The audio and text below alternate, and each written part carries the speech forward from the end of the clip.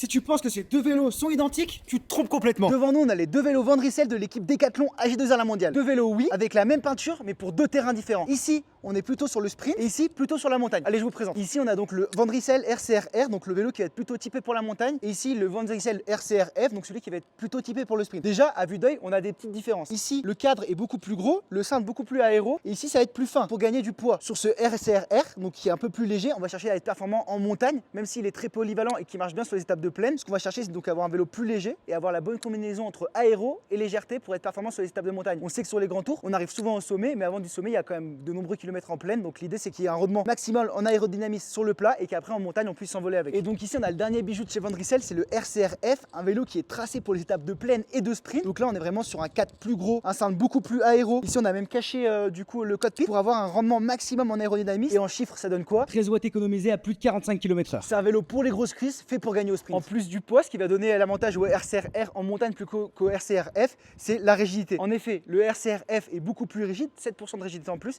et du coup, il va être plus compliqué à emmener en montagne. Et après, l'équipe Decathlon H2R La Mondiale, ils ont un dernier vélo pour performer sur les chronos. Cette fois-ci, venez le voir. Voici le XR, le vélo tracé pour faire du chrono. Bon, déjà, sur la forme des roues, on a une roue pleine à l'arrière pour performer. Et regardez-moi le cockpit, on a vraiment un cockpit qui est dans l'alignement du cadre pour maximiser l'aéro et bien sûr les prolongateurs pour gagner la position. Et là, le cadre, la tige de selle, ils sont vraiment beaucoup plus larges. On est vraiment sur une recherche d'aéro au maximum, mais du coup, un vélo un peu plus lourd. Là, ce qu'on recherche, c'est une bonne pénétration dans l'air. Le poids, on en a rien à foutre. Sprint, montagne, chrono. Si tu devais repartir avec un de ces trois vélos, ce serait lequel?